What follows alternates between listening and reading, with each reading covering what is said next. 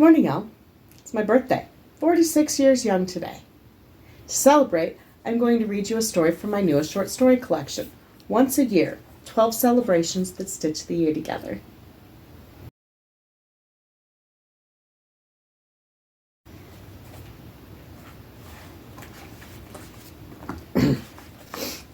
Grammy's Surprise Party, a life celebrated with memory. Dossie hung the streamers along the rafters, while Janice filled the balloons. Jeffrey took the balloons 3 at a time and tacked them up in the corners of the big banquet hall. He did the same at the tops of the pillars. Soon the room was a festive vision of red, yellow, and blue. Grammy was going to love it. The surprise party was going to be absolutely perfect. Grammy thought she was in for a boring reward ceremony for her least favorite son-in-law. They'd even devised fake invitations to remind everyone to mark the date on their calendars. The truth was, there was no ceremony. But that not-so-favorite son-in-law was the one who had rented out the hall. They had gone all out with the cakes. All of them were brightly decorated with those same primary colors. The plates were decorated with red, yellow, and blue balloons, and the napkins matched them perfectly. Each guest was to bring a dish. The only rule was there must be a Granny-related story to explain why they'd chosen the dish they'd chosen. They'd been asked to write these stories down. Each would be slid into a protective plastic sleeve and placed in the 3-ring binder covered in balloons that Janice had found. Those guests would start arriving soon. There, Janice says she tied off the last balloon. Done, Dossie declared as she hung her last streamer. That just leaves these, Jeffrey announced as he gathered the final bunch of balloons. He pulled the strings through the holes in the weighted happy birthday sign. It was to be the centerpiece for Grammy's table. 3 of them had planned the entire party right down to the tiara they had splurged on. It glittered with cubic zirconia and could have been worn by the queen herself, for no one could tell that the diamonds were fakes. They'd hired a DJ, one who'd been recommended by the activities director at the senior center.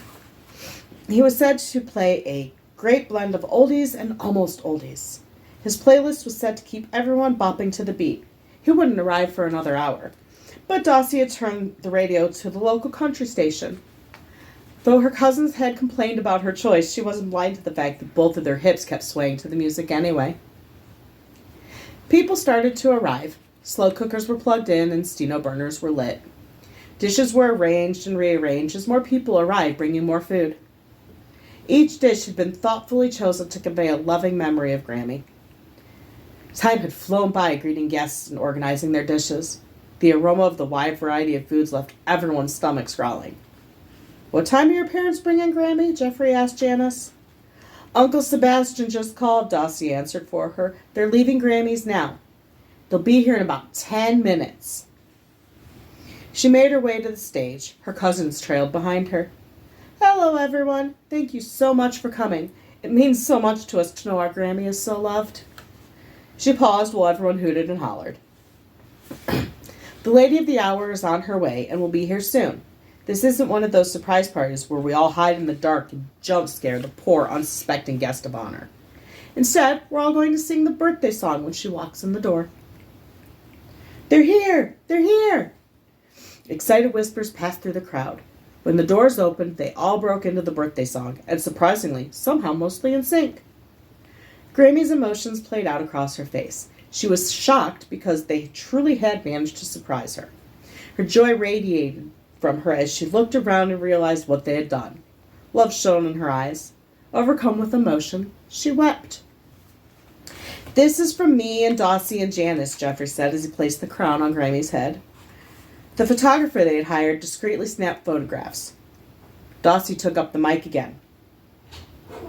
"I thought that we could each tell the stories of why we chose the dish that we brought. I'd be happy to go first if you want." "Does the mic have to stay by the stage?" someone asked. "I don't think so." "Then how about we each stand by our dish?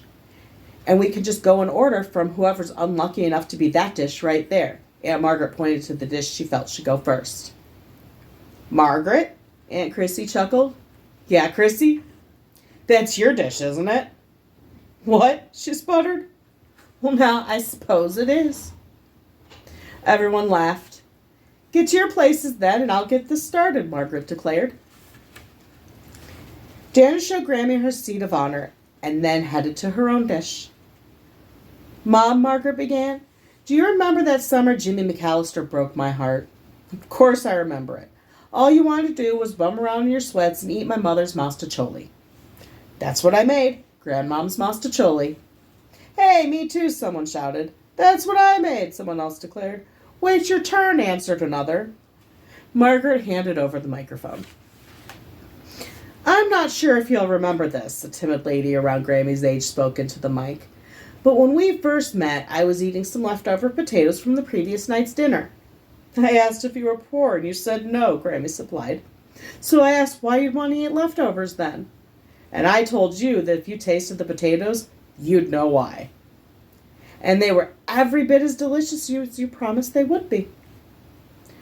The microphone was passed from person to person. Each recalled a memory that gave Grammy a special place in their heart. I thought about getting some McDonald's because it would be truer to my story than the dish I'm serving.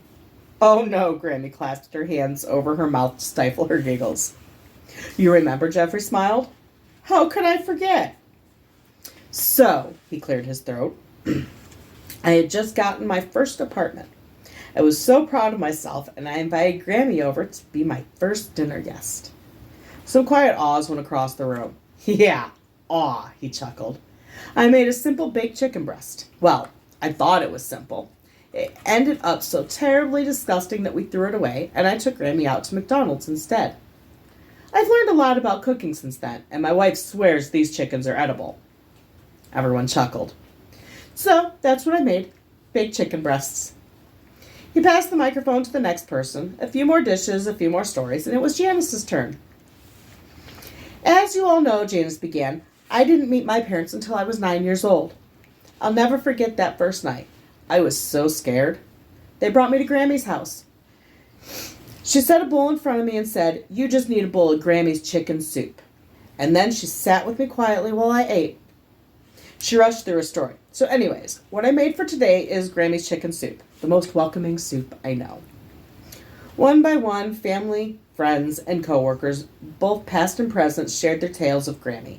Each one delighted in the fact that Grammy remembered all of their crazy stories. It felt like it took forever before it was finally Dossie's turn. Wow, so many great memories of my Grammy. Thank you all for the reminders of what a great lady she's always been. Those stories are going to be tough to follow, but I'll give it a try. My mother was lucky enough to be a June bride. I say lucky enough because June is a great time to take a vacation. The summer is just beginning and the staff or crew of your chosen destination are fresh and new and still eager to please their guests. Things like, and you know that's right, went out across the crowd. So every June, my father takes my mother on a romantic getaway. That meant that for 2 weeks, Grammy had me. I'm not really sure how the tradition started, but I'd guess that Grammy was looking for a way to keep a rambunctious toddler occupied. So anyways, we roll out and cut out sugar cookies. Sometimes we decorate them before we put them in the oven, and sometimes we wait until they cooled before we decorated them. You nailed it. I was looking for something that would keep you in a chair for hours. I never expected that it would turn into our continued tradition to get together and bake sugar cookies for your parents' anniversary. Well, as long as they continue to go out of town, I will continue to come over and bake cookies with you. Your mother would divorce me if I stopped. Everyone chuckled at that. Dossie, who thought she'd be the first to tell her tale, had somehow managed to come up last. She wrapped up her story with another thank you for everyone. Happy birthday, Grammy. We hope you enjoy your party. Why don't you grab a plate and be the first to get your food? Oh boy, Grammy stood up and looked around at all her guests. Tears trickled down her cheeks as she declared, I'm not sure I'll have room for it, but I'm sure going to try to give each and every one of your dishes a taste. Grammy started at Margaret and made her way around the room. She greeted each person, embracing them and thanking them in kind. As she filled up a plate, someone ran it to her seat for her. By the time she visited each of her guests, she had a half-dozen plates to sample from. The DJ kept the tunes rolling, and occasionally somebody made their way up to the dance floor. Everyone ate and laughed and celebrated Grammy's life. Everyone was exhausted by the end of the night. They left with smiles on their faces. It took 4 vehicles to transport all of Grammy's gifts back to her house. Dossie was glad that her dad had opted to pay the $200 cleanup fee.